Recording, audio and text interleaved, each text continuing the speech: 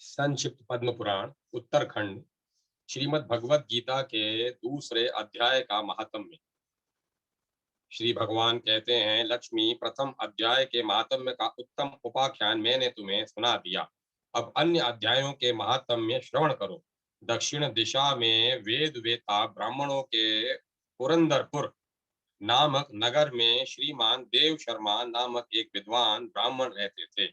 वे अतिथियों के पूजक, स्वाध्यायशील, वेद शास्त्रों के विशेषज्ञ, यज्ञों का अनुष्ठान करने वाले और तपस्वियों के सदा ही प्रिय थे। उन्होंने उत्तम द्रव्यों के द्वारा अग्नि में हवन करके दीर्घ काल तक देवताओं को तृप्त किया था। परंतु उन धर्मात्मा ब्राह्मण को कभी सदा रहने वाली शांति न मिली। वे परम कल्याण में तत्व का ज्ञान प्राप्त करने की इच्छा से प्रतिदिन प्रचुर सामग्रियों के द्वारा सत्य संकल्प वाले तपस्वियों की सेवा करने लगे। इस प्रकार शुभ आचरण करते हुए अन्य बहुत समय बीत गया। तदंतर एक समय पृथ्वी पर उनके समक्ष एक त्यागी महात्मा प्रकट हुए। वे पूर्ण अनुभवी, आकांक्षा रहित, नासिका के अग्रभाग पर दृष्टि रखने वाले तथा शांत चित्त थे। निरंतर परमात्मा के चिंतन में संलग्न हो वे सदा आनंद विभोर रहते थे। देव शर्मा ने उन नित्य संतुष्ट तपस्वियों को शुद्ध भाव से प्रणाम किया और पूछा, महात्मन, मुझे शांतिमयी स्थिति कैसे प्राप्त होगी? तब उन आत्मज्ञानी संतों ने देव शर्मा को 100 ग्राम के निवासी मित्रवान का और बकरियों का चरवा था परिचय दिया और कहा, वही तुम्हें उपदेश देगा।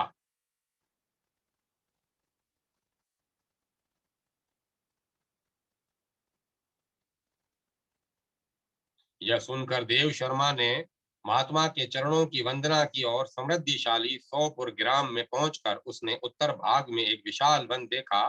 उसी वन में नदी के किनारे एक शिला पर मित्रवान बैठा था। उसके नेत्र आनंद तीरिक से निश्चल हो रहे थे। वह अपलक दृष्टि से देख रहा था। वह स्थान आपस का स्वाभाविक वैर छोड़कर एकत्रित हुए परस्पर विरोधी जंतुओं से घिरा था। वहां उद्यान में मंद मंद वायु चल रही थी। मृगों के झुंड शांत भाव से बैठे थे और मित्रवान दया से भरी हुई आनंदमयी मनोहारिणी दृष्टि से पृथ्वी पर मानो अमृत छिड़क रहा था। इस रूप में उसे देखकर देव शर्मा का मन प्रसन्न हो गया।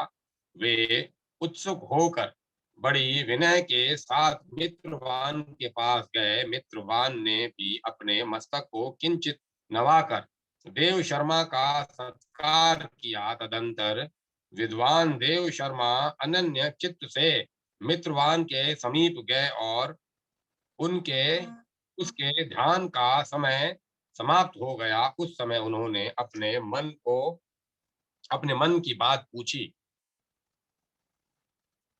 महाभाग, मैं आत्मा का ज्ञान प्राप्त करना चाहता हूँ। मेरे इस मनोरथ की पूर्ति के लिए मुझे किसी ऐसे उपाय का उपदेश कीजिए जिसके द्वारा सिद्धि प्राप्त हो चुकी हो। देव शर्मा की बात सुनकर मित्रवान ने एक क्षण तक कुछ विचार किया। उसके बाद इस प्रकार कहा, विद्वन, एक समय की बात है, मैं वन के भीतर बकरियों की रक्षा कर रहा था। इतने में ही एक भयंकर व्याघ्र पर मेरी दृष्टि पड़ी, जो मानो सबको ग्रास लेना चाहता था। मैं मृत्यु से डरता था, इसीलिए व्याघ्र को आते देख बकरियों के झुंड को आगे करके वहां से भाग चला। किंतु एक बकरी तुरंत ही सारा भय छोड़कर नदी के किनारे उस व्याघ्र के पास बेरोक टोक चली गई। फिर तो व्याघ्र भी द्वेष छोड़कर चुपचाप खड़ा हो गया। उसे इस अवस्था में देखकर बकरी बोली, व्याघ्र, तुम्हें तो अभिष्ट भोजन प्राप्त हुआ है, मेरे शरीर से मांस निकाल कर प्रेम पूर्वक खाओ न। तुम इतनी देर से खड़े क्यों हो? तुम्हारे मन में मुझे खाने का विचार क्यों नहीं हो रहा? व्याघ्र बोला, बकरी, इस स्थान पर आते ही मेरे मन से द्वेष का भाव निकल गया, भूख प्यास भी मिट गई, इसीलिए पास आने पर भी अब मैं तुझे खाना नहीं चाहता।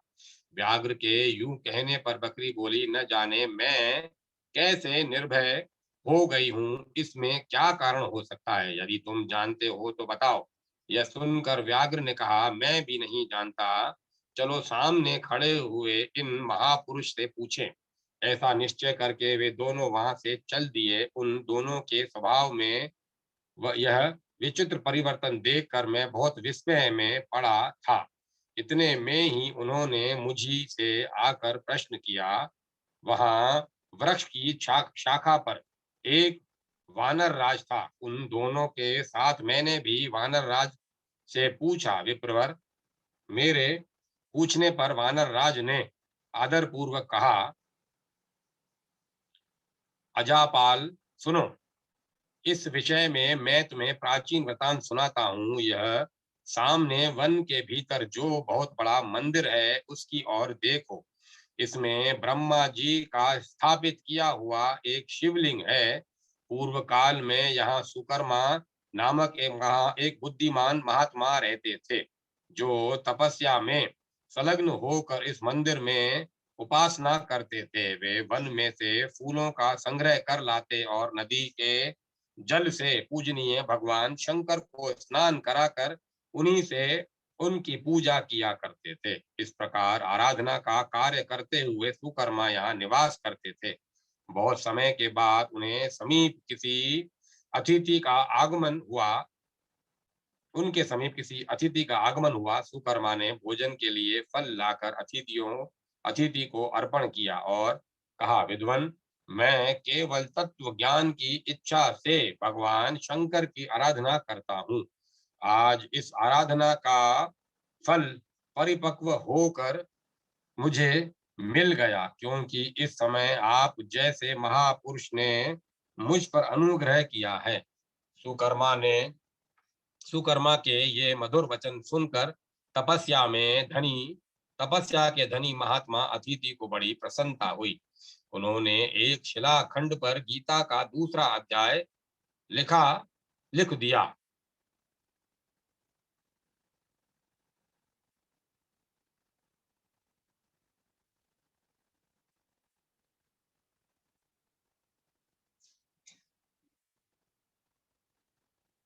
विद्वन, मैं केवल ज्ञान की इच्छा से भगवान शंकर की आराधना करता हूँ। आज इस आराधना का फल परिपक्व होकर मुझे मिल गया, क्योंकि इस समय आप जैसे महापुरुष ने मुझ पर अनुग्रह किया है। सुकर्मा के ये मधुर वचन सुनकर तपस्या के धनी महात्मा अतिथि को बड़ी प्रसन्नता हुई। उन्होंने एक शिलाखंड पर गीता का दूसरा अध्याय लिख दिया और ब्राह्मण को उसके पाठ एवं अभ्यास के लिए आज्ञा देते हुए कहा, ब्राह्मण, इससे तुम्हारा आत्मज्ञान संबंधी मनोरथ अपने आप सफल हो जाएगा। यूं कहकर वे बुद्धिमान तपस्वी सुकर्मा के सामने ही उनके देखते देखते अंतर्धान हो गए। सुकर्मा विस्मित होकर उनके आदेश के अनुसार निरंतर गीता के द्वितीय अध्याय का अभ्यास करने लगे। तदंतर दीर्घ काल के पश्चात अंतःकरण शुद्ध होकर उन्हें आत्मज्ञान की प्राप्ति हुई। फिर वे जहां जहां गए वहां वहां तपोवन शांत हो गया। उनमें शीत उष्ण और राग द्वेष आदि की बाधाएं दूर हो गई। इतना ही नहीं, उन स्थानों में भूख प्यास का कष्ट भी जाता रहा तथा भय का सर्वथा अभाव हो गया। यह सब द्वितीय अध्याय का जप करने वाले सुकर्मा ब्राह्मण की तपस्या का ही प्रभाव समझो। मित्रवान कहता है, वानर राज के यूं कहने पर मैं प्रसन्नता पूर्वक बकरी और व्याघ्र के साथ इस उस मंदिर की ओर गया, जहां जाकर शिलाखंड पर लिखे हुए गीता के द्वितीय अध्याय को मैंने देखा और पढ़ा। उसी की आवृत्ति करने से मैंने तपस्या का पार पा लिया। अतः भद्र पुरुष, तुम भी सदा द्वितीय अध्याय की ही आवृत्ति किया करो। ऐसा करने पर मुक्ति तुमसे दूर नहीं रहेगी। श्री भगवान कहते हैं, प्रिय मित्रवान के इस प्रकार आदेश देने पर देव शर्मा ने उसका पूजन किया और उसे प्रणाम करके पुरंदरपुर की और पुरंदरपुर की राह ली। वहां किसी देवालय में पूर्वक आत्मज्ञानी महात्मा को पाकर उन्होंने यह सारा वृतांत निवेदन किया और सबसे पहले उन्हीं से द्वितीय अध्याय को पढ़ा। उनसे उपदेश पाकर शुद्ध अंतःकरण वाले देव शर्मा प्रतिदिन बड़ी श्रद्धा के साथ द्वितीय अध्याय का पाठ करने लगे। तब से उन्होंने अनवध प्रशंसा के योग्य परम पद को प्राप्त कर लिया। लक्ष्मी, यह द्वितीय अध्याय का व्याख्या उपाख्यान कहा गया। अब तृतीय अध्याय का महात्म्य बतलाऊंगा। श्रीमद् भगवत गीता के तीसरे अध्याय का महात्म्य। श्री भगवान कहते हैं, प्रिय, जो जन्म स्थान में एक जड़ नामक ब्राह्मण था जो कौशिक वंश में उत्पन्न हुआ था। उसने अपना जातीय धर्म छोड़कर बनियों की वृत्ति में मन लगाया। उसे पराई स्त्रियों के साथ व्यभिचार करने का व्यसन पड़ गया था। वह सदा जुआ खेलता, शराब पीता और शिकार खेलकर जीवों की हिंसा किया करता था। इसी प्रकार उसका समय बीतता था। मन धन नष्ट हो जाने पर वह व्यापार के लिए बहुत दूर उत्तर दिशा में चला गया। वहां से धन कमाकर घर की ओर लौटा। बहुत दूर तक का रास्ता उसने तय कर लिया था। एक दिन सूर्यास्त होने पर जब जब दसों दिशाओं में अंधकार फैल गया, तब एक वृक्ष के नीचे नीचे उसे लुटेरों ने धर दबाया और शीघ्र ही उसके प्राण ले लिए। उसके धर्म का लोप हो गया था, इसीलिए वह बड़ा भयानक प्रेत हुआ। उसका पुत्र बड़ा धर्मात्मा और वेदों का विद्वान था। उसने अब तक पिता के लौट आने की राह देखी। तब जब वे नहीं आए, तब उनका पता लगाने के लिए वह स्वयं भी घर छोड़कर चल दिया। वह प्रतिदिन खोज करता, मगर राहगीरों से पूछने पर भी उसने उनका कुछ समाचार नहीं उसे उनका कुछ समाचार नहीं मिला था।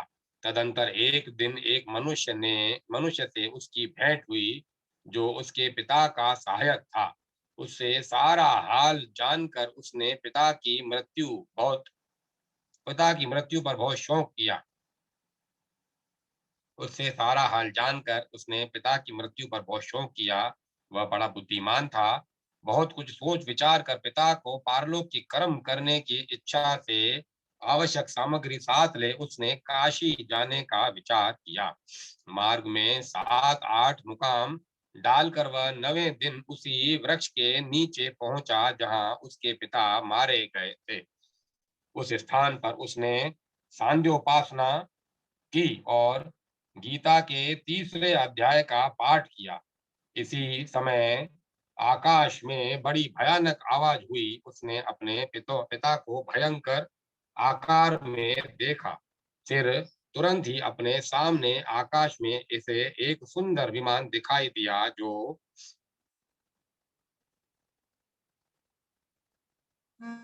महान तेज से व्याप्त था।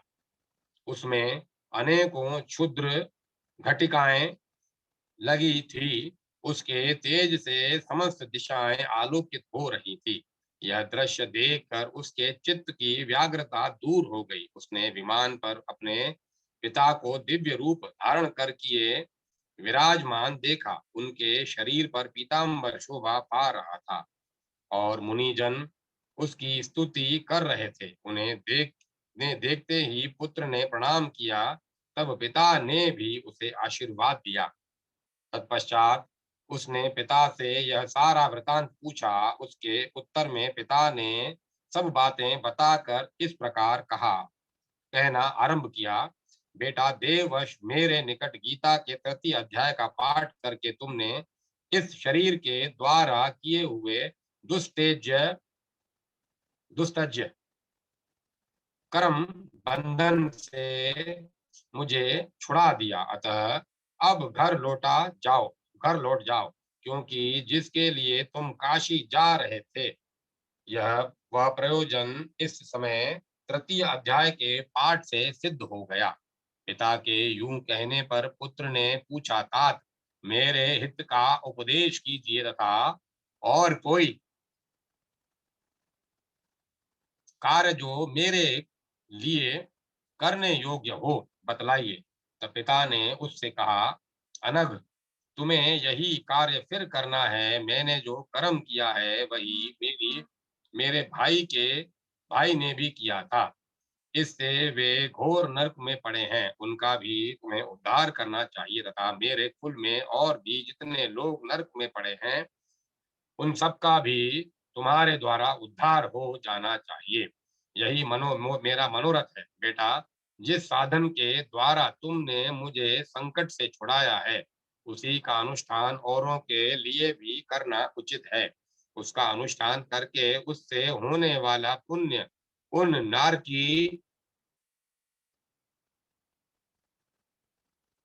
की जीवों को संकल्प करके दे दो। इससे वे समस्त पूर्वज मेरी ही तरह यातना से मुक्त हो स्वल्प काल में ही श्री विष्णु के परम पद को प्राप्त हो जाएंगे। पिता का यह संदेश सुनकर पुत्र ने कहा, तात यदि ऐसी बात है तो आपकी भी ऐसी ही रुचि है तो मैं समस्त नार की जीवों का नरक से उद्धार कर दूंगा।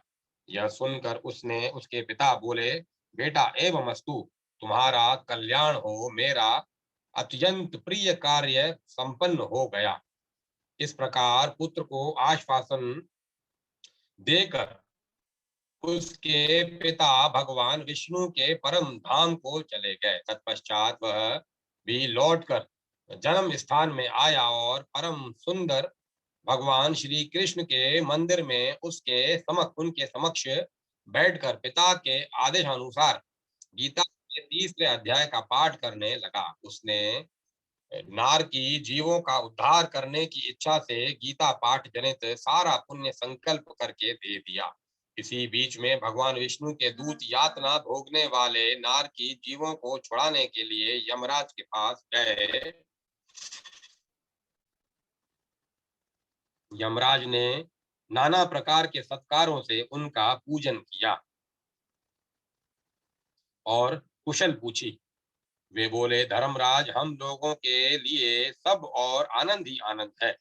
इस प्रकार सत्कार करके पितृलोक में सम्राट परम बुद्धिमान यम ने विष्णु दूतों से यमलोक में आने का कारण पूछा। तब विष्णु दूतों ने कहा, यमराज शेष शैया पर शयन करने वाले भगवान विष्णु ने हम लोगों को आपके पास कुछ संदेश देने के लिए भेजा है। भगवान हम लोगों के मुख से आपकी कुशल पूछते हैं और यह आज्ञा देते हैं कि आप नरक में पड़े हुए समस्त प्राणियों को छोड़ दें। अमित तेजस्वी भगवान विष्णु का यह आदेश सुनकर यम ने मस्तक झुकाकर उसे स्वीकार किया और मन ही मन कुछ सोचा। तत्पश्चात मदोन्मत्त नार की जीवों को नरक से मुक्त देखकर उनके साथ ही वे भगवान विष्णु के वास स्थान को चले। यमराज श्रेष्ठ विमान के द्वारा जहां क्षीर सागर है वहां जा पहुंचे। उसके भीतर कोटि कोटि सूर्यों के समान कांतिमान नील कमल दल के समान श्याम सुंदर लोकनाथ जगत गुरु श्री हरि का उन्होंने दर्शन किया। भगवान का तेज उनकी शैया बने हुए शेषनाग के फनों की मणियों के प्रकाश से दुगना हो रहा था। वह आनंदमय वे आनंद युक्त दिखाई दे रहे थे। उनका हृदय प्रसन्नता से परिपूर्ण था। भगवती लक्ष्मी अपनी सरल चितवन से प्रेम पूर्वक उन्हें बारंबार निहार रही थी। चारों ओर योगी जन भगवान की सेवा में खड़े थे। उन योगियों की आज्ञा के तारे उन योगियों की आंखों के तारे ध्यानस्थ होने के कारण निश्चल प्रतीत होते थे। देवराज इंद्र अपने विरोधियों को परास्त करने के उद्देश्य से भगवान की स्तुति कर रहे थे। भगवान के मुख से निकले हुए वेदा वेदांत वाक्य मूर्तिमान होकर भगवान के गुणों का ज्ञान कर रहे थे। भगवान पूर्णतः संतुष्ट होने के साथ ही समस्त योनियों की ओर से उदासीन प्रतीत होते थे। जीवों में से जिन्होंने योग साधन के द्वारा अधिक पुण्य संचय किया था, उन सबको एक ही साथ वे कृपा दृष्टि से निहार रहे थे। भगवान अपने भगवान अपने स्वरूपभूत अखिल चराचर जगत को आनंद पूर्ण दृष्टि से आमोदित कर रहे थे। शेषनाग के प्रभा से उद्भासित एवं सर्वत्र व्यापक दिव्य विग्रह धारण किए नील कमल के सदृश श्याम वर्ण वाले श्री हरि ऐसे जान पड़ते थे मानो चांदनी से घिरा हुआ आकाश सुशोभित हो रहा। इसी प्रकार भगवान की झांकी करके यमराज अपनी विशाल बुद्धि के द्वारा उनकी स्तुति करने लगे। यमराज बोले, संपूर्ण जगत का निवारण करने वाले परमेश्वर, आपका अंतःकरण अत्यंत निर्मल है। आप आपके मुख से ही वेदों का प्रादुर्भाव हुआ है। आप ही विश्व स्वरूप और उसके विधायक ब्रह्मा हैं। आपको नमस्कार है। आपके बल और वेग के कारण जो अत्यंत दुर्दश प्रतीत होते हैं, ऐसे दानवेंद्रों का अभिमान चूर करने वाले भगवान श्री विष्णु को नमस्कार है।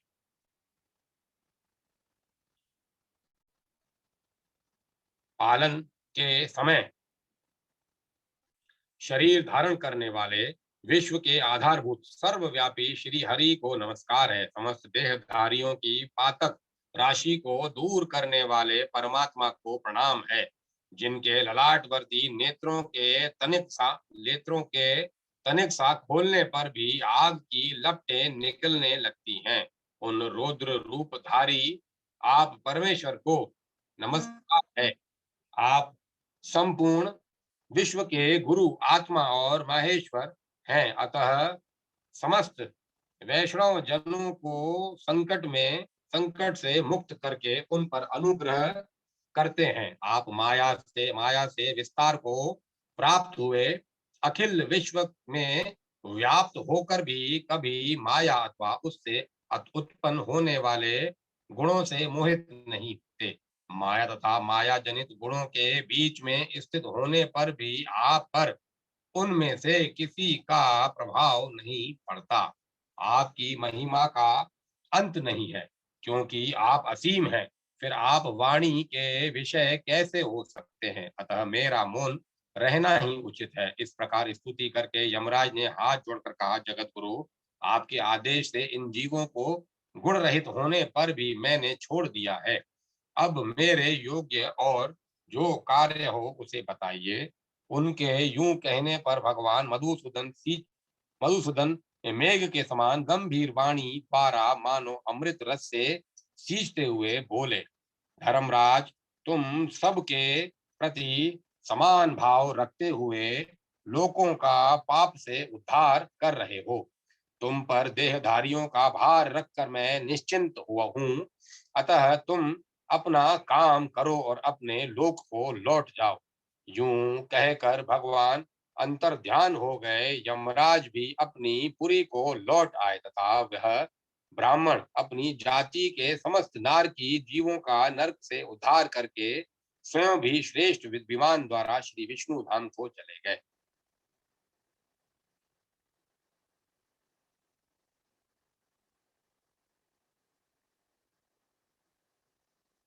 श्रीमद् भगवत गीता के चौथे अध्याय का महात्म्य। श्री भगवान कहते हैं, प्रिय, अब मैं चौथे अध्याय का महात्म्य बतलाता हूँ, सुनो। भागीरथी के तट पर वाराणसी बनारस नाम की एक पुरी है। वहां विश्वनाथ जी के मंदिर में भरत नाम के एक योगनिष्ठ महात्मा रहते थे। जो प्रतिदिन आत्मचिंतन में तत्पर हो आदर पूर्वक गीता के चतुर्थ अध्याय का पाठ किया करते थे। उसके अभ्यास से उनका अंतःकरण निर्मल हो गया था। वे शीत उष्ण आदि द्वंद्वों से कभी व्यथित नहीं होते थे। एक समय की बात है, वे तपोधन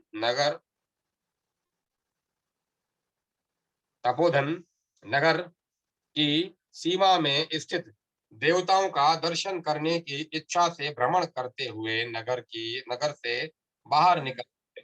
वहां बेर के दो वृक्ष थे, उन्हीं की जड़ में वे विश्राम करने लगे। एक वृक्ष की जड़ में उन्होंने अपना मस्तक रखा था और दूसरे वृक्ष के मूल में अपना उनका एक पैर टिका हुआ था।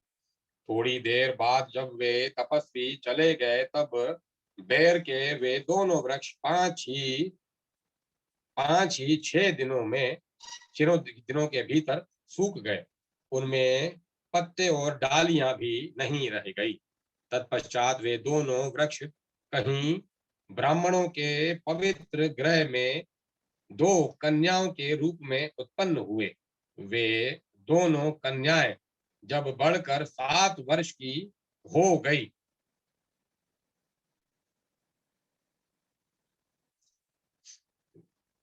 तब एक दिन उन्होंने दूर देश से घूमकर आते हुए भरत मुनि को देखा। उन्हें देखते ही वे दोनों उनके चरणों में पड़ गई और मीठी वाणी में बोली, मुने, आपकी ही कृपा से हम दोनों का उद्धार हुआ है। हमने बेर की योनि त्याग कर मानव शरीर प्राप्त किया है। उनके इस प्रकार कहने पर मुनि को बड़ा विस्मय हुआ। उन्होंने पूछा, पुत्रियों, मैंने कब और किस साधन से तुम्हें मुक्त किया था? साथ ही यह भी बतलाओ कि तुम्हारे बेर के वृक्ष होने में क्या कारण था, क्योंकि इस विषय में मुझे कुछ भी ज्ञात नहीं है। तब वे कन्याएं पहले उन्हें अपने बेर हो जाने का कारण बतलाती हुई बोली, मुने, गोदावरी नदी के तट पर छिन्न पाप नाम का एक उत्तम तीर्थ है, जो मनुष्यों को पुण्य प्रदान करने वाला है। वह पावनता की चरम सीमा पर पहुंचा हुआ है। उस तीर्थ में सत्यतपा नामक एक तपस्वी बड़ी कठोर तपस्या कर रहे थे। वे ग्रीष्म ऋतु में प्रज्वलित अग्नियों के बीच में बैठते थे।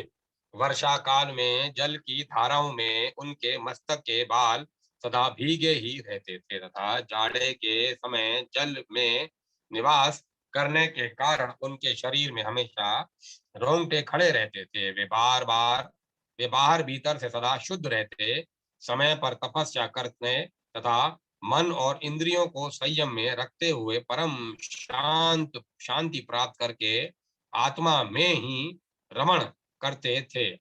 वे अपनी विद्वता के द्वारा जैसा व्याख्यान करते थे, उसे सुनने के लिए साक्षात ब्रह्मा जी भी प्रतिदिन उनके पास उपस्थित होते और प्रश्न करते थे। ब्रह्मा जी के साथ उनका संकोच नहीं रह गया था, अतः उनके आने पर भी वे सदा तपस्या में मग्न रहते थे। परमात्मा के ध्यान में निरंतर संलग्न रहने के कारण उनकी तपस्या सदा बढ़ती रहती थी। सत्य तपा को जीवन मुक्त के समान मानकर इंद्र को अपने समृद्धिशाली पद के संबंध में कुछ भय हुआ। तब उन्होंने उनकी तपस्या में सैकड़ों विघ्न डालने आरंभ किए। अप्सराओं के समुदाय से हम दोनों को बुलाकर इंद्र ने इस प्रकार आदेश दिया, तुम दोनों इस उस तपस्वी की तपस्या में विघ्न डालो, जो मुझे इंद्र पद से हटाकर स्वयं स्वर्ग का राज्य भोगना चाहता है। इंद्र का यह आदेश पाकर हम दोनों उनके सामने से चलकर गोदावरी के तीर पर, जहाँ वे मुनि तपस्या करते थे, आई। वहां मंद और गंभीर स्वर से बाजे बजते हुए मृदंग तथा मधुर वेणु नाद के साथ हम दोनों ने अन्य अप्सराओं सहित मधुर स्वर के मधुर स्वर में गाना आरंभ किया। इतना ही नहीं, उन योगी महात्माओं को वश में करने के लिए हम लोग स्वर, ताल और लय के साथ नृत्य भी करने लगी। बीच बीच में जरा जरा सा आंचल खिसकने पर उन्हें हमारी छाती भी दिख जाती थी। हम दोनों की उन्मुक्त गति काम भाव का उद्दीपन करने वाली थी, किंतु उनसे उन निर्विकार चित्त वाले महात्मा के मन में क्रोध का संचार कर दिया। तब उन्होंने हाथ में जल छोड़कर हमें क्रोधवश शाप दिया, अरि तुम दोनों गंगा जी के तट पर बेर के वृक्ष हो जाओ। यह सुनकर पराधीन हम दोनों हम लोगों ने बड़ी विनय के साथ कहा, महात्मन हम दोनों पराधीन थी, अतः हमारे द्वारा जो दुष्कर्म बन गया है उसे आप क्षमा करें। यूं कहकर हमने मुनि को प्रसन्न कर लिया। तब उन पवित्र चित्त वाले मुनि ने हमारे शापोद्धार की अवधि निश्चित करते हुए कहा, भरत मुनि के आने तक ही तुम पर यह शाप लागू होगा। उसके बाद तुम लोगों का मृत्यु लोक में जन्म होगा और पूर्व जन्म की स्मृति बनी रहेगी। मुने, जिस समय हम दोनों बैर वृक्ष के रूप में खड़ी थी, उस समय अपने आपने हमारे समीप आकर गीता के चौथे अध्याय का जप करते हुए हमारा उद्धार किया था। अतः हम आपको प्रणाम करती हैं।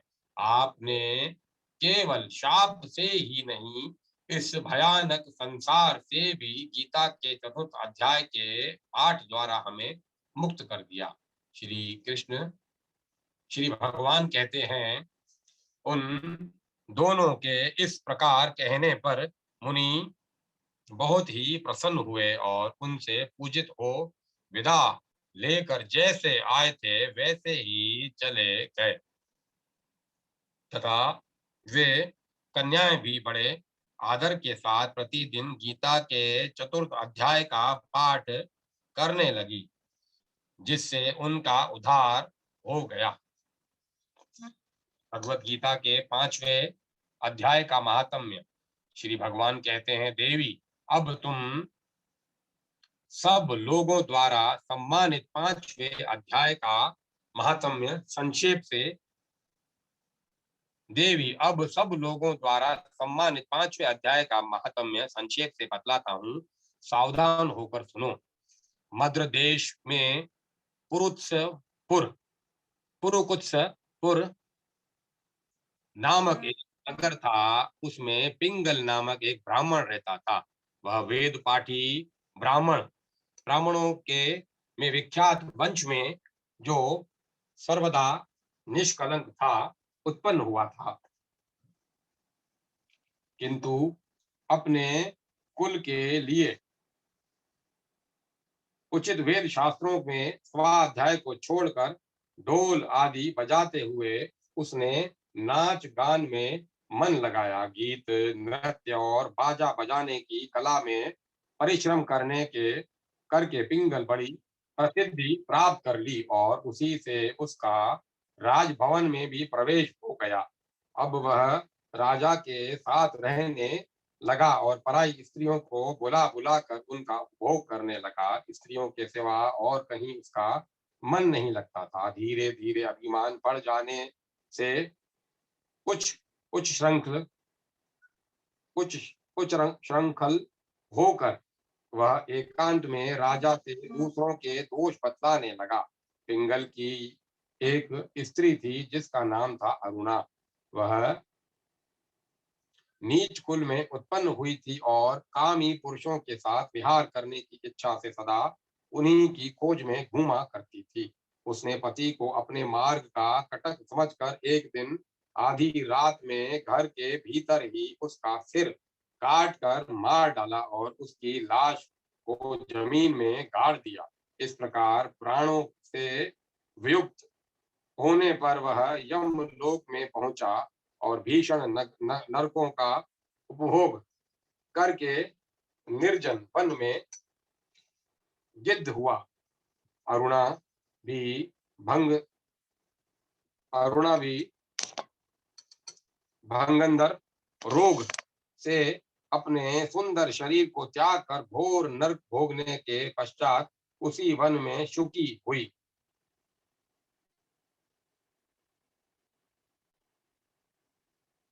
एक दिन वह दाना चुगने की इच्छा से उधर इधर उधर फुदक रही थी।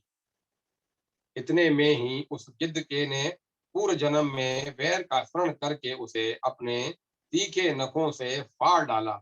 शुकी घायल होकर पानी से भरी हुई मनुष्य की खोपड़ी में गिरी। गिद्ध पुनः उसकी ओर झपटा। इतने में ही जाल फैलाने वाले बहेलियों ने उसे भी बाणों का निशाना बनाया। उसकी पूर्व जन्म की पत्नी शुकी उस खोपड़ी के जल में डूबकर प्राण त्याग चुकी थी। फिर वह क्रूर पक्षी भी उसी में गिरकर डूब गया। तब यमराज के दूत उन दोनों को यमराज के लोक में ले गए। वह अपने पूर्वकृत पाप कर्मों को याद करके दोनों ही भयभीत हो रहे थे। तदंतर यमराज ने जब उनके गणित कर्मों पर दृष्टिपात किया तब उन्हें मालूम हुआ कि मृत्यु के समय अकस्मात खोपड़ी के जल में स्नान करने से इन दोनों का पाप नष्ट हो चुका है। तब उन्होंने उन दोनों को मनोवांछित लोक में जाने की आज्ञा दी। वो यह सुनकर अपने पाप को याद करते हुए वे दोनों बड़े विस्मय में पड़े और पास जाकर धर्मराज के चरणों में प्रणाम करके पूछने लगे, भगवान, हम दोनों ने पूर्व जन्म में अत्यंत घृणित पाप का संचय किया है। फिर हमें मनोवांछित लोकों में भेजने का क्या कारण है, बतलाइए। यमराज ने कहा, गंगा के किनारे वट नामक एक उत्तम महात्मा ब्रह्म ज्ञानी रहते थे। वे एकांत सेवी, ममता रहित, शांत, विरक्त और किसी से भी द्वेष न रखने वाले थे। प्रतिदिन गीता के 5वें अध्याय का जप करना उनका सदा का नियम था।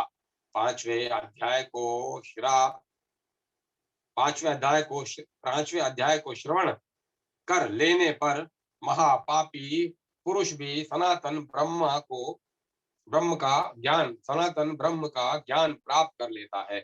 उसी पुण्य के प्रभाव से शुद्ध चित्त होकर उन्होंने अपने शरीर का परित्याग किया था। गीता के पाठ से जिनका शरीर निर्मल हो गया था, जो आत्म ज्ञान प्राप्त कर चुके थे, उन्हीं महामाई महात्मा की खोपड़ी का जल पाकर तुम दोनों पवित्र हो गए हो। अतः अब तुम दोनों मनोवांछित लोकों को जाओ, क्योंकि गीता के 5वें अध्याय के महात्म्य में से तुम दोनों शुद्ध हो गए हो।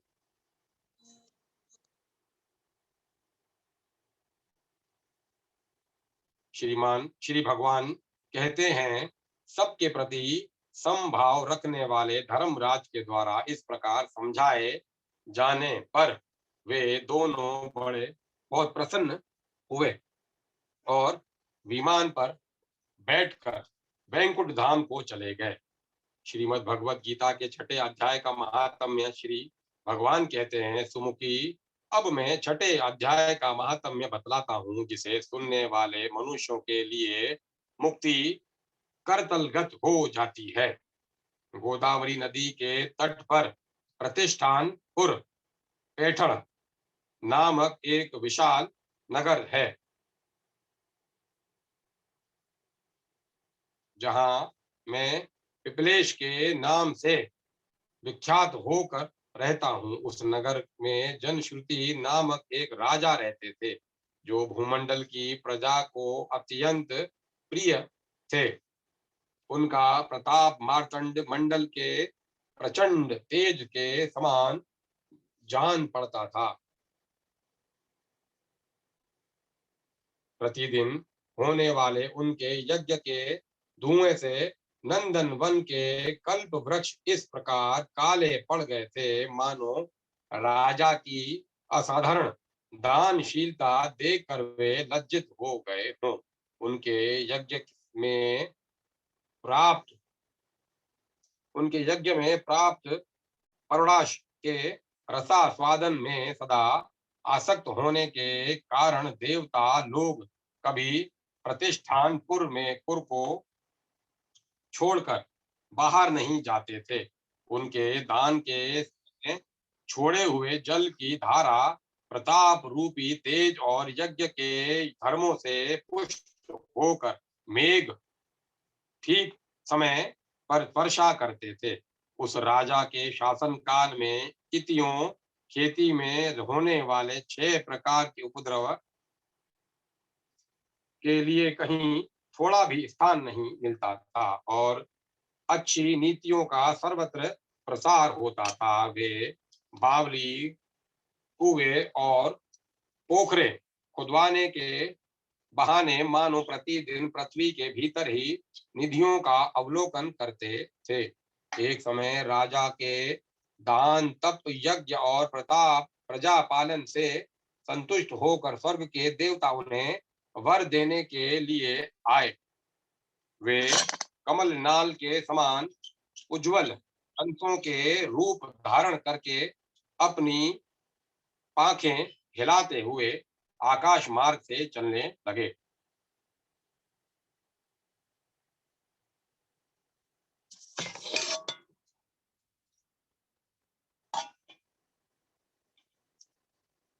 बड़ी उतावली के साथ उड़ते हुए वे सभी हंस परस्पर बातचीत भी करते जाते थे। उनमें से भद्राशव आदि 2-3 हंस वेग से उड़कर आगे निकल गए।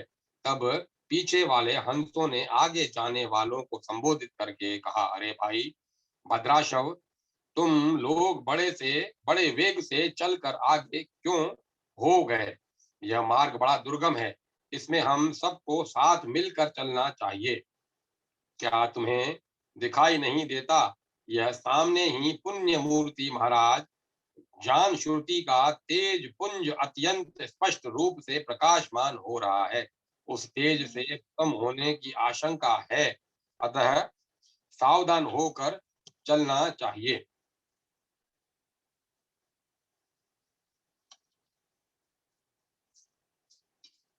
पीछे वाले हंसों के वचन सुनकर आगे वाले हंस हंस पड़े और उच्च स्वर से उनकी बातों की अवहेलना करते हुए बोले, अरे भाई, क्या उस इस राजा जनश्रुति का तेज ब्रह्मवादी महात्मा रेकव के तेज से भी अधिक तीव्र है? हंसों की ये बात सुनकर राजा जान श्रुति अपने ऊंचे महल की छत से उतर गए और सुखपूर्वक आसन पर विराजमान हो अपने सारथी को बुलाकर बोले, जाओ महात्मा रेकव को यहाँ ले आओ। राजा का यह अमृत के समान वचन सुनकर मह मह नामक सारथी प्रसन्नता प्रकट करता हुआ नगर से बाहर निकला। सबसे पहले उसने मुक्तिदायिनी काशीपुरी की यात्रा की, जहां जगत के स्वामी भगवान विश्वनाथ मनुष्यों को उपदेश दिया करते थे। उसके बाद वह गया क्षेत्र में पहुंचा, जहां प्रफुल्ल नेत्रों वाले भगवान गदाधर संपूर्ण लोकों का उद्धार करने के लिए निवास करते थे। तदंतर नाना तीर्थों में भ्रमण करता हुआ सारथी पाप नाशनी मथुरापुरी में गया।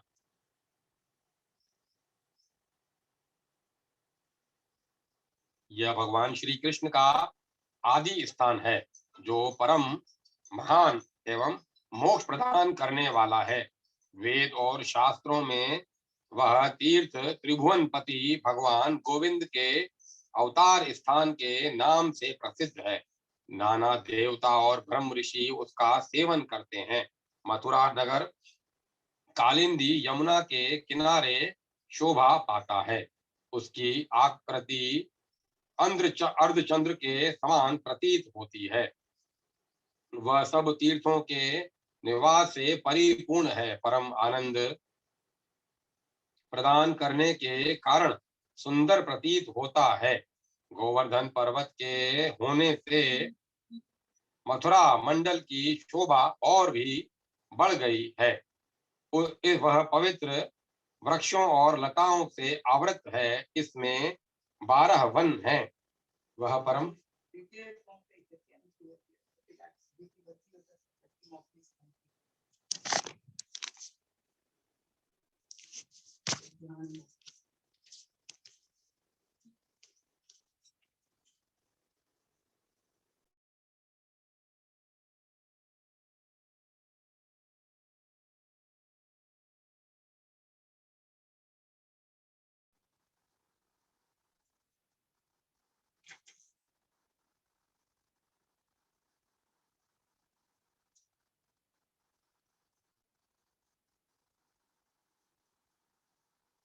में भ्रमण करता हुआ सारथी पाप नाशिनी मथुरापुरी में गया। वह भगवान श्री कृष्ण का आदि स्थान है, जो परम महान है एवं मोक्ष प्रदान करने वाला है। वेद और शास्त्रों में वह तीर्थ त्रिभुवनपति भगवान गोविंद के अवतार स्थान के नाम से प्रसिद्ध है। नाना देवता और ब्रह्म ऋषि उसका सेवन करते हैं। मथुरा नगर कालिंदी यमुना के किनारे शोभा पाता है। उसकी आवृत्ति अर्धचंद्र के समान प्रतीत होती है। वह सब तीर्थों के निवास से परिपूर्ण है। परम आनंद प्रदान करने के कारण सुंदर प्रतीत होता है। गोवर्धन पर्वत के होने से मथुरा मंडल की शोभा और भी बढ़ गई है। वह पवित्र वृक्षों और लताओं से आवृत है। उसमें बाहर वन है। वह परम पुण्यमय तथा सबको विश्राम देने वाले श्रुतियों के सारभूत भगवान श्री कृष्ण की आधार भूमि है।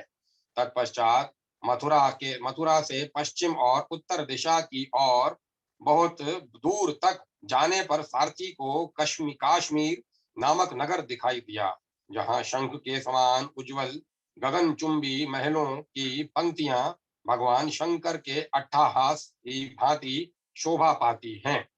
जहाँ ब्राह्मणों को शास्त्रीय आलाप जहाँ ब्राह्मणों के शास्त्रीय आलाप सुनकर मूक मनुष्य भी सुंदर वाणी और पदों का उच्चारण करते हुए देवता के समान हो जाते हैं। जहाँ निरंतर होने वाले यज्ञ धूम से व्याप्त होने के कारण आकाश मंडल मेघों से धुलते रहने पर भी अपनी कालिमा नहीं छोड़ता। जहाँ उपाध्याय के पास आकर छात्र जन्मकालीन अभ्यास से ही संपूर्ण कलाएं स्वतः पढ़ लेते हैं, तथा जहाँ माणिकेश्वर नाम से प्रसिद्ध भगवान चंद्रशेखर देहधारियों को वरदान देने के लिए नित्य निवास करते हैं। कश्मीर के राजा माणियेश ने विजय दिग्विजय में समस्त राजाओं को जीतकर भगवान शिव का पूजन किया था। तभी से उनका नाम माणिकेश्वर हो गया।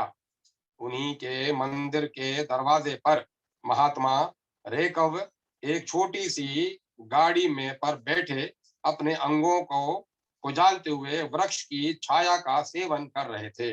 इसी अवस्था में सारथी ने उन्हें देखा। राजा के बताए हुए भिन्न भिन्न चिन्हों से उसने शीघ्र ही रेकव को पहचान लिया और उनके चरणों में प्रणाम करके कहा, ब्राह्मण, आप किस किस स्थान पर रहते हैं? आपका पूरा नाम क्या है? आप तो सदा स्वच्छंद विचरने वाले हैं, फिर यहाँ किस लिए ठहरे हैं? इस समय आपका क्या करने का विचार है? सारथी के ये वचन सुनकर परम आनंद में निमग्न महात्मा रेकव ने कुछ सोचकर उससे कहा, यद्यपि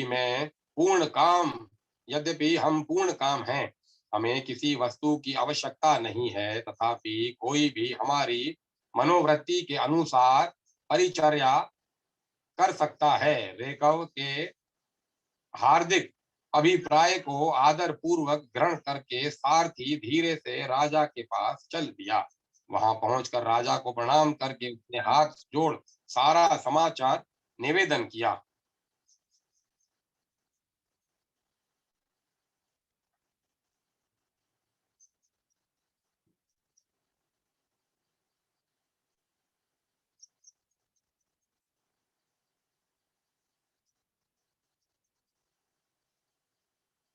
उस समय स्वामी के दर्शन से उनके उसके मन में बड़ी प्रसन्नता थी। सारथी के वचन सुनकर राजा के नेत्र आश्चर्य से चकित हो उठे।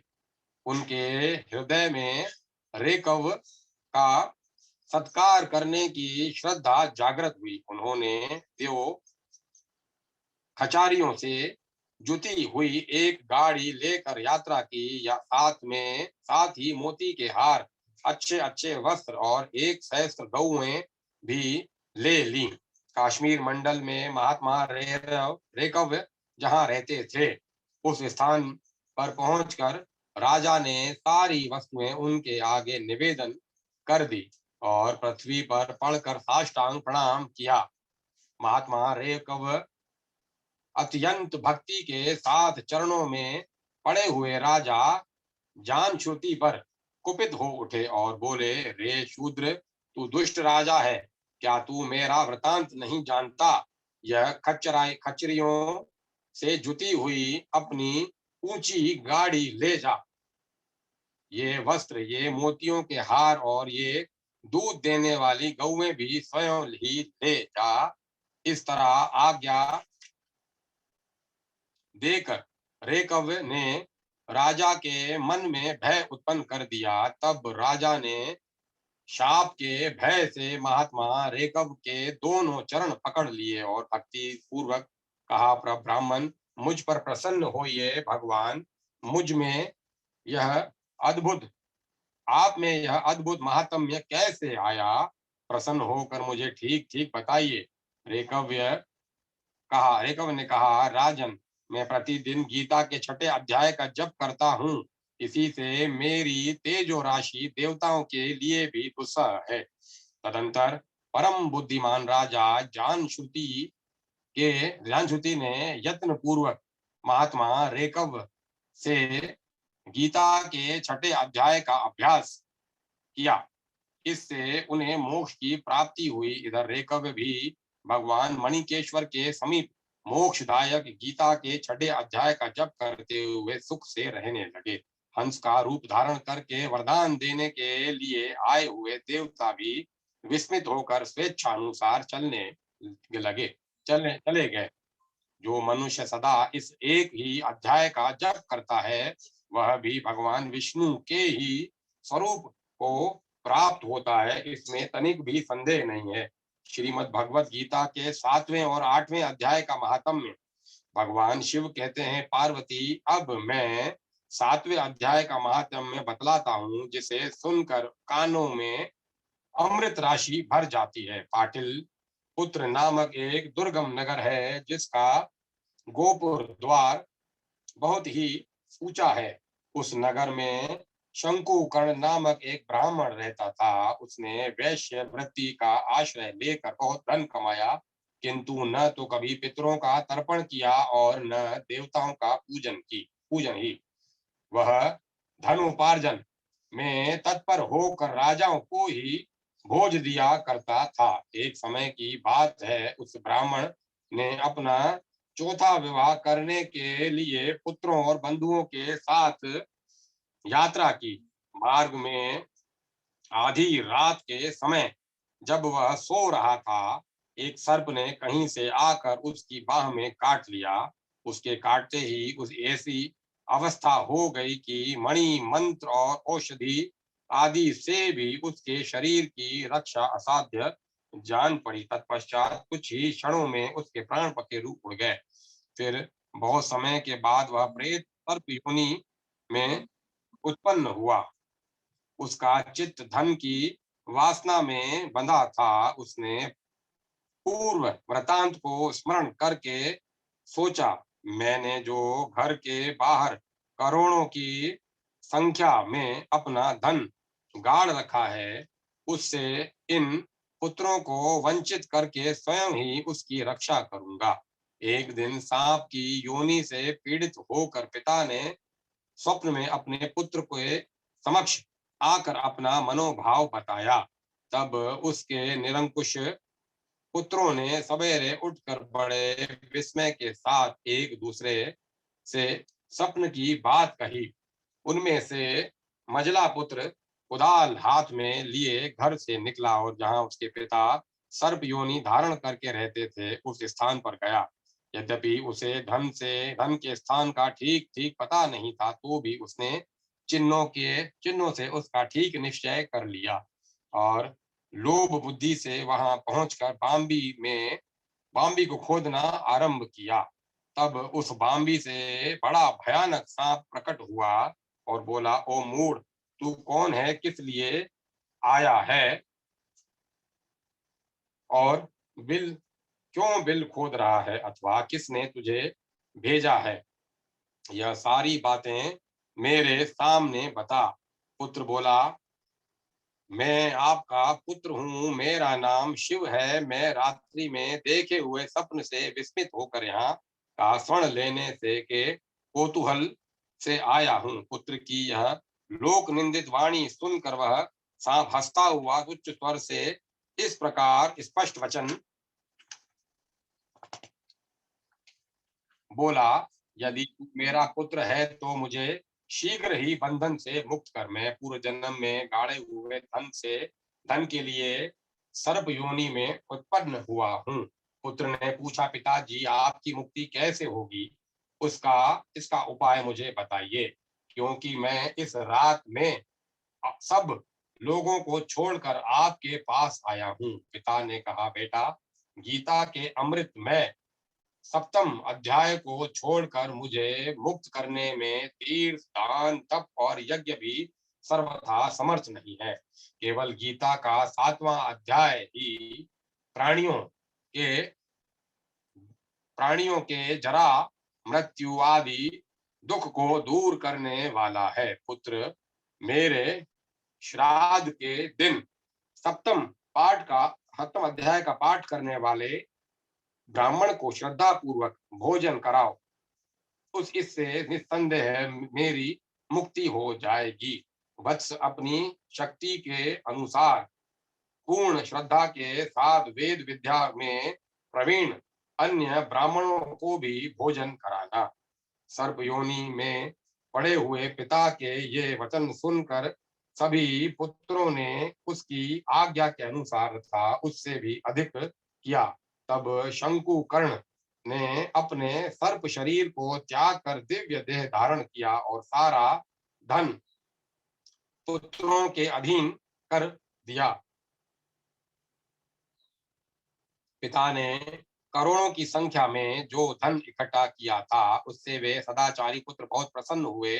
उनकी बुद्धि धर्म में लगी हुई थी, इसलिए उन्होंने बावली, कुएं, पोखरा यज्ञ तथा देव मंदिर के लिए उस धन का उपयोग किया और अन्नशालाएं भी बनवाई। तत्पश्चात 7वें अध्याय का सदा जप करते हुए उन्होंने मोक्ष प्राप्त किया। पार्वती, यह तुम्हें 7वें अध्याय का महात्म्य बताया गया है, जिसके श्रवण मात्र से मानव सब पातकों से मुक्त हो जाता है। भगवान शिव कहते हैं, देवी, अब 8वें अध्याय का महात्म्य सुनो। उसके सुनने से तुम्हें बड़ी प्रसन्नता होगी। लक्ष्मी जी के पूछने पर भगवान विष्णु ने उन्हें इस प्रकार 8वें अध्याय का महात्म्य बतलाया था। में दक्षिण में अमरदपुर नामक एक प्रसिद्ध नगर है। वहां भाव शर्मा नामक एक ब्राह्मण रहता था, मदिरा जिसने वैश्या को पत्नी बनाकर रखा था। वह मांस खाता, मदिरा पीता, साधुओं का धन चुराता, पराई स्त्री से व्यभिचार करता और शिकार खेलने में दिलचस्पी रखता था। वह बड़े भयानक स्वभाव का था और मन में बड़े बड़े हौसले रखता था। एक दिन मदिरा पीने वालों का समाज जुटा था। उसमें भाव शर्मा ने भरपेट ताड़ी पी, खूब गले तक उसे चढ़ाया, अतः अजीर्ण से उत्पन्न अजीर्ण से अत्यंत पीड़ित होकर वह पापात्मा कालवश मर गया और बहुत बड़ा ताड़ का वृक्ष हुआ। उस धनी एवं ठंडी छाया आश्रय लेकर ब्रह्म राक्षस भाव को प्राप्त हुए कई पति पत्नी वहां रहा करते थे। उनके पूर्व जन्म की घटना इस प्रकार है। एक कुशीबल नामक ब्राह्मण था।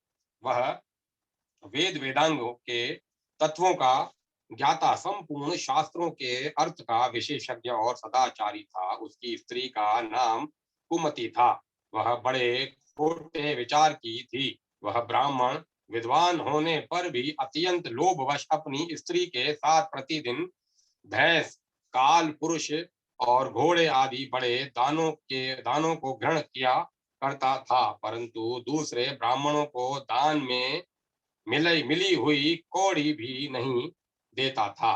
वे अपनी वे भी दोनों पति पत्नी कालवश मृत्यु को प्राप्त होकर ब्रह्म राक्षस हुए। वे भूख और प्यास से पीड़ित हो इस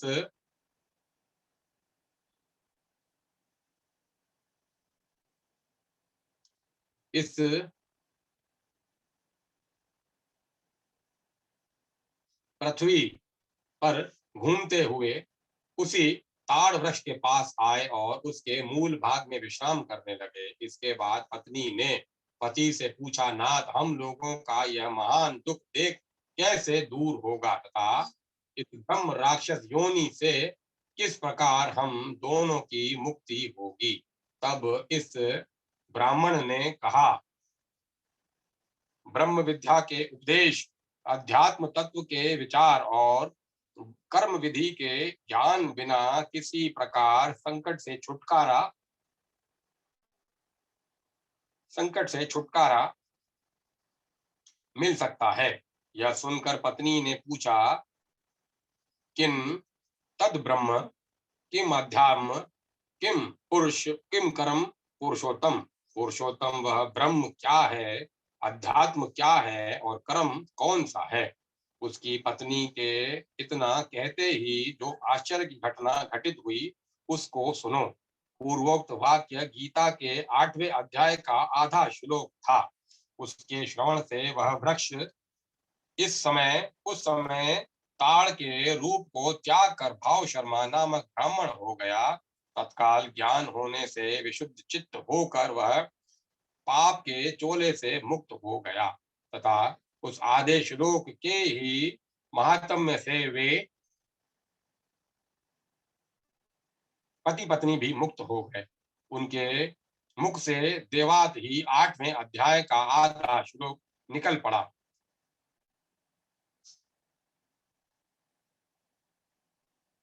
तदंतर आकाश से एक दिव्य विमान आया और वे दोनों पति पत्नी उस विमान पर आरूढ़ होकर स्वर्ग लोक को चले गए। वहां का यह सारा वृतांत अत्यंत आश्चर्यजनक था।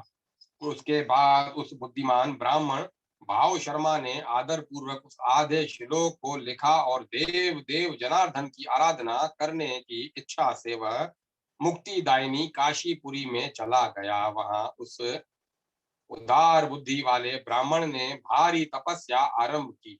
उसी समय क्षीर सागर की कन्या भगवती लक्ष्मी ने हाथ जोड़कर देवताओं के भी देवता जगतपति जनार्दन से पूछा, नाथ, आप सहसा नींद त्याग कर खड़े क्यों हो गए।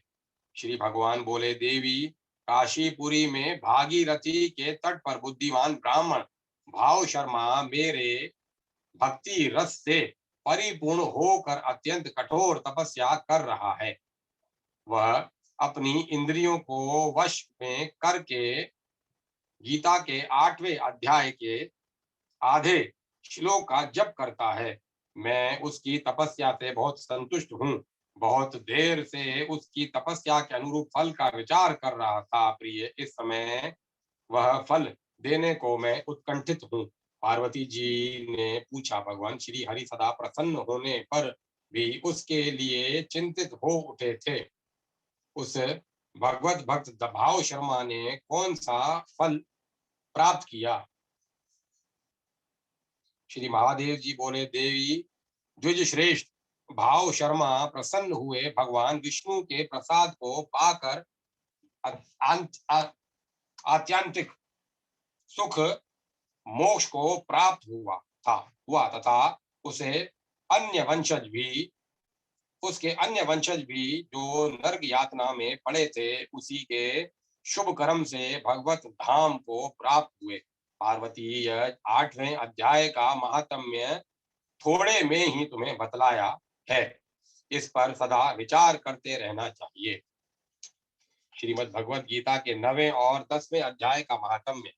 श्री महादेव जी कहते हैं, पार्वती, अब मैं आदर पूर्वक 9वें अध्याय के महात्म्य का वर्णन करूंगा, तुम स्थिर होकर सुनो। नर्मदा के तट पर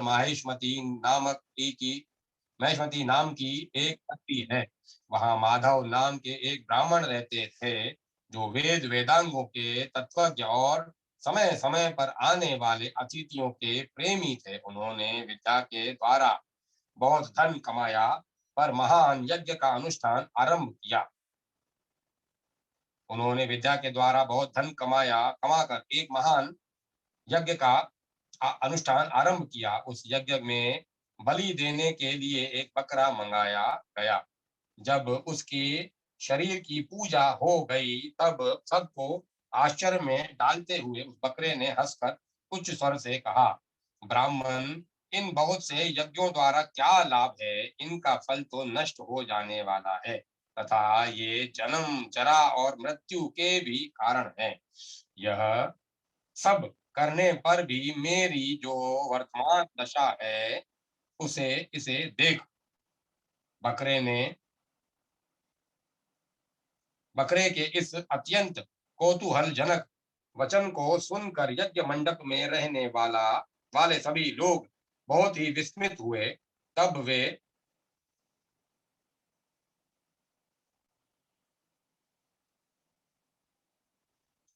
यजमान ब्राह्मण हाथ जोड़कर अपलक नेत्रों से देखते हुए बकरे को प्रणाम करके श्रद्धा और आदर के साथ पूछने लगे। ब्राह्मण बोले, आप किस जाति के थे? आपका स्वभाव और आचरण कैसा था तथा किस कर्म से आपको बकरे की योनि प्राप्त हुई, यह सब मुझे बताइए। बकरा बोला, ब्राह्मण, मैं पूर्व जन्म में ब्राह्मणों के अत्यंत निर्मल कुल में उत्पन्न हुआ था। समस्त यज्ञों का अनुष्ठान करने वाला और वेद विद्या में प्रवीण था। एक दिन मेरी स्त्री ने भगवती दुर्गा की भक्ति से विनम्र होकर अपने बालक के रोग की शांति के लिए बलि देने के निमित्त मुझसे एक बकरा मांगा। तत्पश्चात जब चंडिका के मंदिर में वह बकरा मारा जाने लगा, उस समय उसकी माता ने मुझे शाप दिया, ओ ब्राह्मण, मैं नीच तो ब्राह्मणों में नीच पापी, तू मेरे बच्चे का वध करना चाहता है, इसीलिए तू भी बकरे की योनि में जन्म लेगा। द्विज श्रेष्ठ, तब कालवश मृत्यु को प्राप्त होकर मैं बकरा हुआ।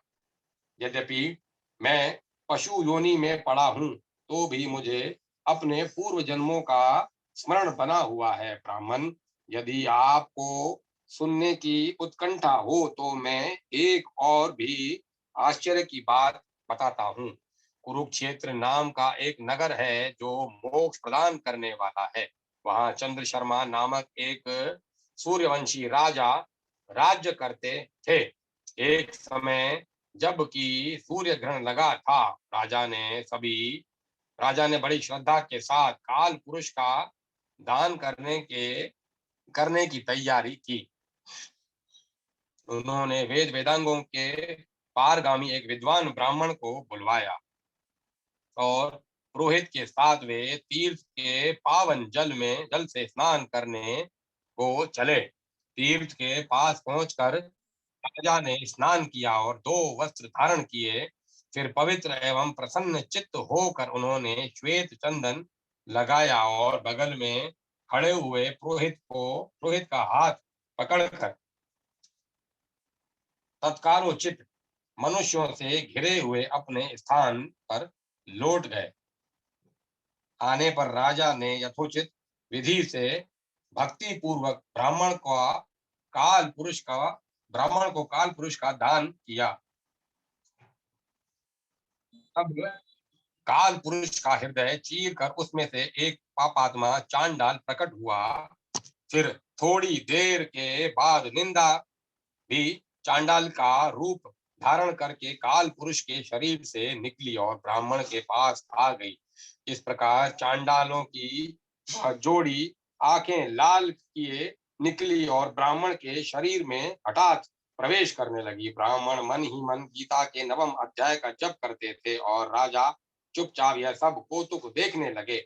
ब्राह्मण के अंतःकरण में भगवान गोविंद शयन करते थे।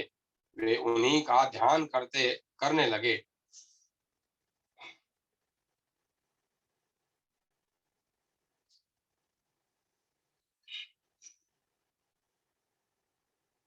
वे उन्हीं का ध्यान करने लगे। ब्राह्मण ने जब गीता के नवम अध्याय का जप करते हुए अपने आश्रयभूत भगवान का ध्यान किया, उस समय गीता के अक्षरों से प्रकट हुए विष्णु भूतों द्वारा पीड़ित होकर वे दोनों चांडाल भाग गए चले। उनका उद्योग निष्फल हो गया। इस प्रकार इस घटना को प्रत्यक्ष देखकर राजा के नेत्र आश्चर्य से चकित हो उठे। उन्होंने ब्राह्मण से पूछा, विप्रवर, इस महाभयंकर उत्पत्ति को आपने कैसे पार किया? आप किस मंत्र का जप तथा किस देवता का स्मरण कर रहे हैं? वह पुरुष तथा वह स्त्री कौन है? वह दोनों कैसे उपस्थित हुए? फिर वे शांत कैसे हो गए? यह मुझे बतलाइए। ब्राह्मण ने कहा, राजन, चांडाल का रूप धारण करके भयंकर पाप ही प्रकट हुआ था। वह स्त्री निंदा की साक्षात मूर्ति थी। मैंने इन दोनों को ऐसा ही समझता मैं इन दोनों को ऐसा ही समझता हूँ। इस समय मैं गीता के 9वें अध्याय के मंत्रों की माला जपता था। उसी का महात्म्य है कि सारा संकट दूर हो गया। महीपते, मैं नित्य ही गीता के 9वें अध्याय का जप करता हूँ। उसी के प्रभाव से प्रतिग्रह जनित आपत्तियों के पार हो सका हूँ। यह सुनकर राजा ने उसी ब्राह्मण से गीता के 9वें अध्याय का अभ्यास किया। फिर वे दोनों ही परम शांति मोक्ष को प्राप्त हो गए। यह कथा सुनकर ब्राह्मण ने बकरे को बंधन से मुक्त कर दिया और गीता के अध्याय परम गति को प्राप्त किया। भगवान शिव कहते हैं, सुंदरी, अब तुम 10वें अध्याय के महात्म्य की परम पावन कथा सुनो, जो स्वर्ग रूपी दुर्ग में जाने के लिए सुंदर सोपान और प्रभाव की चरम सीमा है। काशीपुरी में धीर बुद्धि नाम से विख्यात एक ब्राह्मण था, जो मुझ में नंदी के समान भक्ति रखता था। वह पावन कीर्ति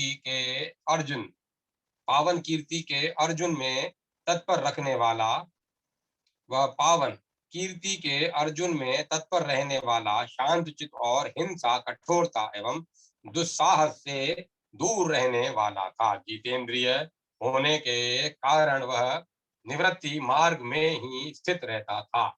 उसने वेद रूपी समुद्र का पार पा लिया था। वह संपूर्ण शास्त्रों के तात्पर्य का ज्ञाता था। उसका चित्त सदा मेरे ध्यान में संलग्न रहता था। वह मन को अंतर आत्मा में लगाकर सदा आत्म तत्व का साक्षात्कार किया करता था। अतः जब वह चलने लगता तो मैं प्रेमवश उसके पीछे दौड़ दौड़ कर उसे हाथ का सहारा देता था। यह देख मेरे पार्षद ढंगी गिटी ने पूछा, भगवान भगवान, इस प्रकार भला किसने आपका दर्शन किया होगा? इस महात्मा ने कौन सा तप होम तथा अथवा जप किया है कि स्वयं आप ही पद पद पर इसे हाथ का सहारा देते चलते हैं। भृंगी ऋषि का यह प्रश्न सुनकर भगवान मैंने इस प्रकार उत्तर देना आरंभ किया। एक समय की बात है, कैलाश पर्वत पार्श्व भाग में पुनांग वन के भीतर चंद्रमा की अमृतमयी किरणों से धुली हुई भूमि में एक वेदी का आश्रय लेकर मैं बैठा था। मैं बैठा हुआ था। मेरे बैठने के क्षण भर बाद ही सहसा बड़े जोर की आंधी उठी। वहां से वृक्षों की शाखाएं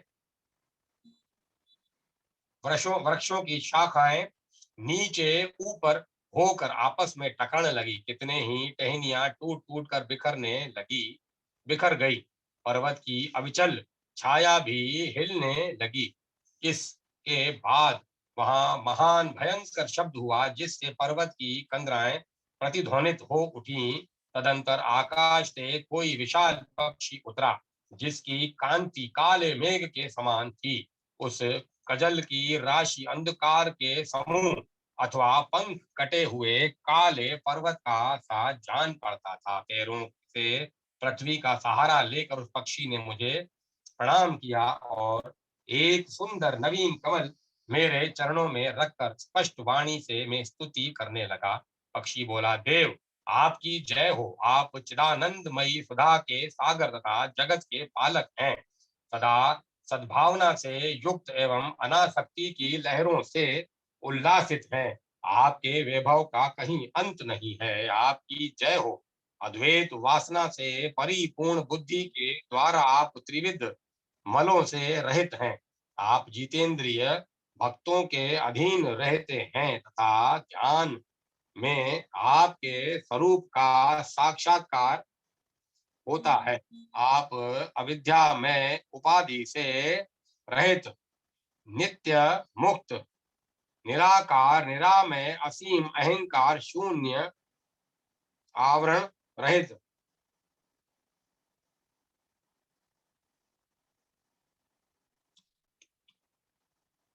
आवरण रहित और निर्गुण है।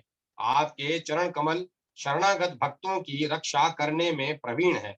अपने भयंकर ललाट रूपी महासर्प की विष ज्वाला से आपने कामदेव को भस्म किया है। आपकी जय हो।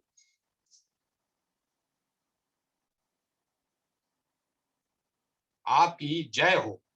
आप प्रत्यक्ष आदि प्रमाणों से दूर होते हुए भी प्रमाण्य स्वरूप हैं। आपको बारंबार नमस्कार है।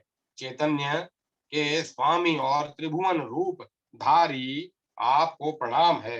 मैं श्रेष्ठ योगियों द्वारा चुंबित आपके उन चरण कमलों की वंदना करता हूँ, जो अपार भव पापों के समुद्र से पार उतारने में अद्भुत शक्तिशाली हैं। महादेव साक्षात बृहस्पति भी आपकी स्तुति करने की दृष्टा नहीं कर सकते। सहस्त्र मुखों वाले नागराज शेष में भी इतनी चातुरी नहीं है कि वे आपके गुणों का वर्णन कर सकें।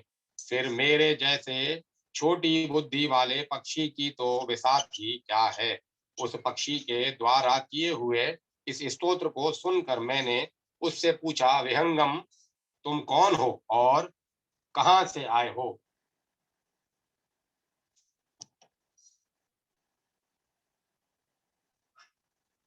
तुम्हारी आकृति तो हंस जैसी है, मगर रंग कौवे का मिला है। तुम किस प्रयोजन को लेकर यहाँ आए हो, उसे बताओ।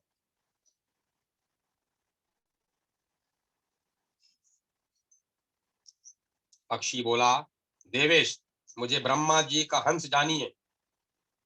दुर्जटे जिस कर्म से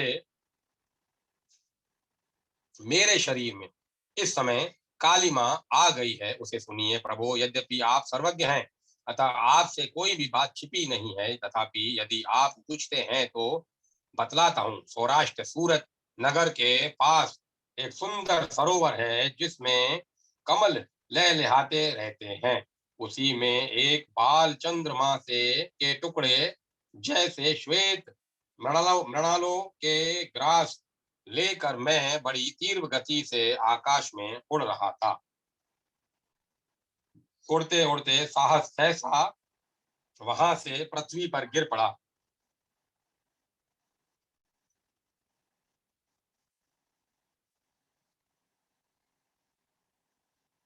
जब होश आया मैं जब होश में आया और अपने गिरने का कोई कारण न देख सका तो मन ही मन सोचने लगा, अहो यह मुझ पर क्या आ पड़ा। आज मेरा पतन कैसे हो गया। पके हुए कपूर के समान मेरे श्वेत शरीर में यह कालिमा कैसे आ गई।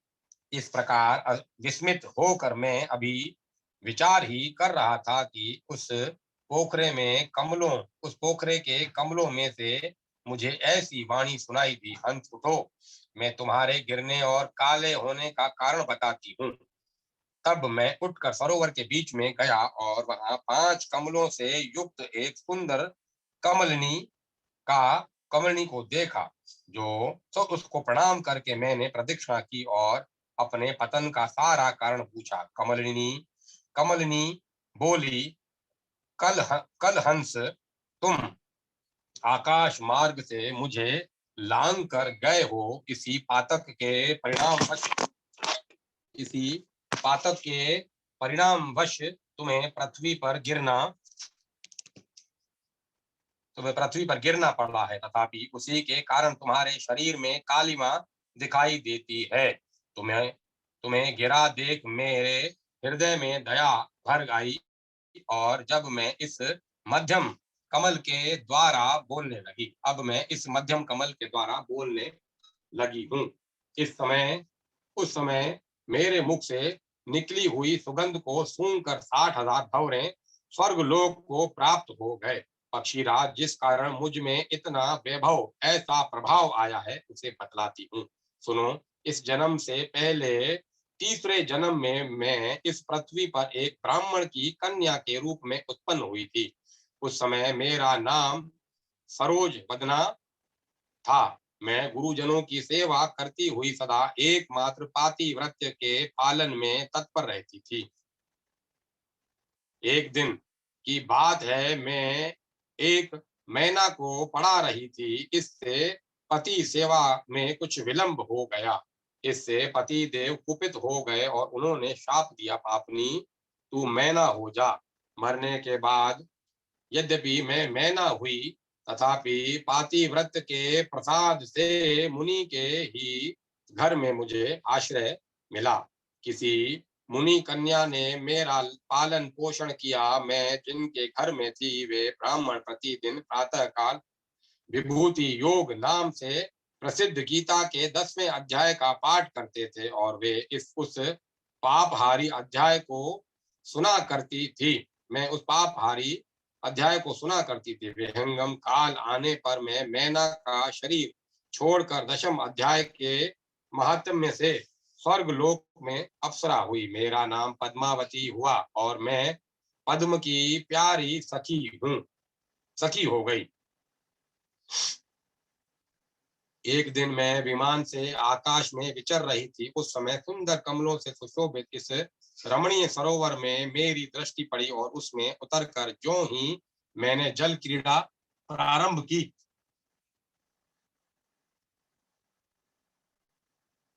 त्यों ही दुर्वासा मुनि आ धमके। उन्होंने वस्त्रहीन अवस्था में मुझे देख लिया। उनके भय से मैंने स्वयं ही यह कमलिनी का रूप धारण कर लिया। मेरे दोनों पैर दो कमल हुए, दोनों हाथ भी दो कमल हो गए और शेष अंगों के साथ मेरा मुख भी हुआ एक कमल हुआ। इस प्रकार मैं 5 कमलों से युक्त हुई मान मुनिवर दुर्वासा ने मुझे देखा। उनके नेत्र क्रोधाग्नि से जल रहे थे। वे बोले, पापनी तू इसी रूप में 100 वर्षों तक पड़ी रह। यह सुनकर यह शाप देकर वे क्षण भर में अंतर्ध्यान हो गए।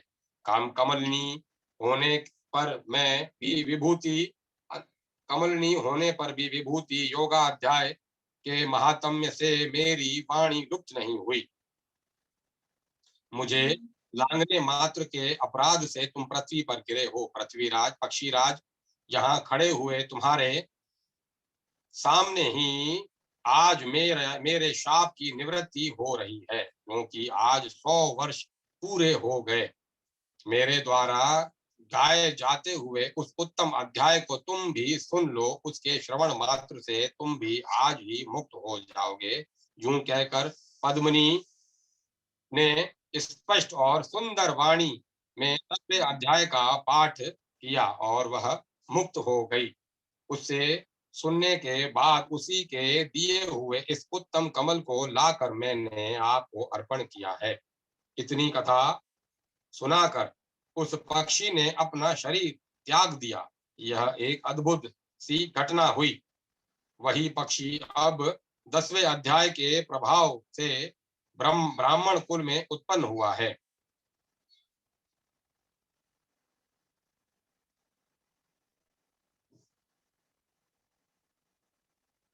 जन्म से ही अभ्यास होने के कारण शेषवावस्था से ही उसके मुख से सदा गीता के 10वें अध्याय का उच्चारण हुआ करता है।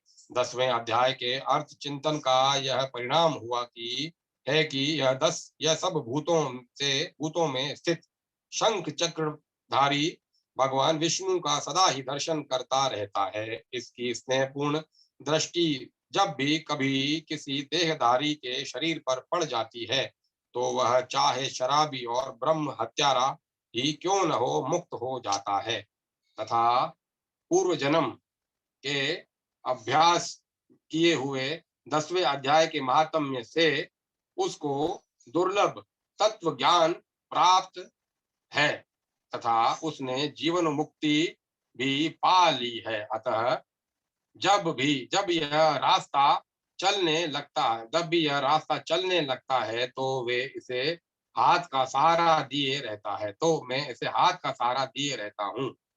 भृंगी रिटे, यह सब 10वें अध्याय की ही महिमा है। पार्वती, इस प्रकार मैंने भृंगी ऋटि के सामने जो पाप नाशक कथा कही थी, वही यहाँ तुमसे भी कही है। नर हो या नारी अथवा कोई भी क्यों न हो, इस 10वें अध्याय से के श्रवण मात्र से उसे सब आश्रमों के पालन का फल प्राप्त होता है। अब मैं कथा वहीं विराम देता हूँ। कल श्रीमद् भगवत गीता के 11वें अध्याय का महात्म्य से शुरू करेंगे।